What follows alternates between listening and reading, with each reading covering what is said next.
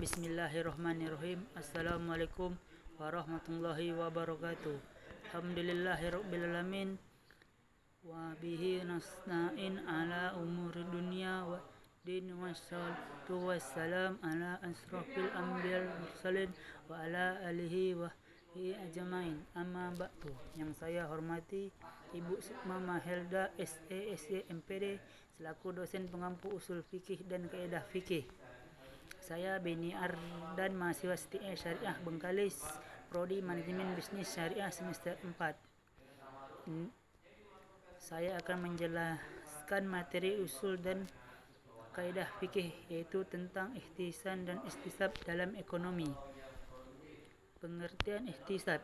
Ihtisan adalah perpindahan dari suatu hukum yang ditetapkan oleh dalil syara kepada hukum lain, karena ada dalil syara yang mengharuskan perpindahan ini sesuai dengan syariat Islam. Menurut Profesor Dr. Abdul Wahab Khalaf, ihtisan menurut bahasa adalah menganggap baik. Menurut istilah ulama usul fikih adalah berdalilnya pemikiran seseorang mujtahid dari tuntunan qiyas yang nyata kepada qiyas yang samar, atau dari hukum kepada pengecualian karena adanya kesalahan pemikiran yang memungkinkan memenangkan perpindahan itu. B. Macam-macam ihtisan dan perannya dalam ekonomi dan sosial Islam kontemporer. Yang pertama ada ihtisan atau kebiasaan atau adat, adalah penyimpangan yang berlawan dengan ketentuan qiyas yang berdasarkan adat kebiasaan yang sudah dipraktikkan, yang dikenal dalam kehidupan masyarakat yang berlaku umum. Contohnya jual beli mu'attah di kedai, jual beli tanpa ijab qabul secara lisan. Kemudian yang kedua, ihtisan nash adalah ihtisan yang berdasarkan ayat atau hadis. Maksudnya ada ayat atau hadis tentang hukum suatu kasus yang berbeda dengan ketentuan kaidah umum. Contohnya jual beli saham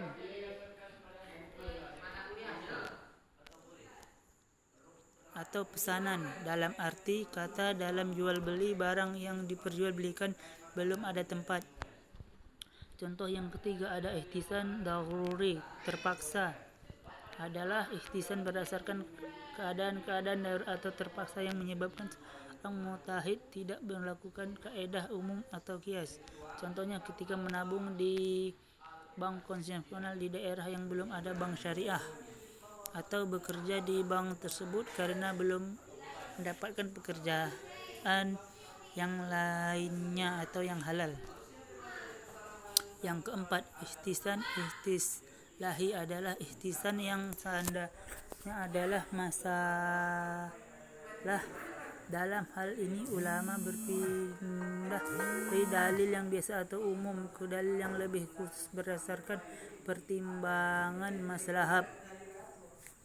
Contohnya penerapan revenue sharing pada sistem bagi hasil atau profit distribution. Istilah ini bukan hanya pada maslahah atau kepentingan umum.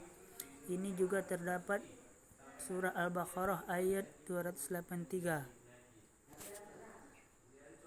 Yang kelima ada ihtisan qiyasi, adalah ihtisan yang adalah qiyas khafi, dalam artian mujahid meninggalkan qiyas pertama karena ia melihat bentuk qiyas meskipun qiyas yang lain tersebut memiliki kelemahan tapi memiliki yang tinggi. Contohnya tawaruk, multiguna untuk membiayai produktif.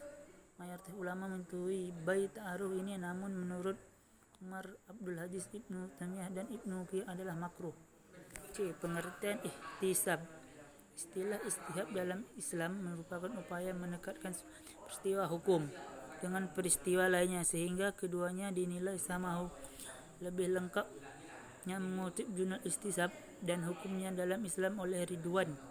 Istihab pada dasarnya merupakan suatu metode penemuan hukum berdasarkan hukum yang sudah ada sebelumnya, belum ada dalil atau bukti hukum baru yang menyatakan sebaliknya. Yang D. Macam-macam ijtihad. Mengutip buku Usul Fikih Kajian Hukum Islam oleh Iwan Darmawan tahun 2009 nomor 98, Abu Zahroh membagi ijtihad menjadi 4 macam, yaitu yang pertama ijtihad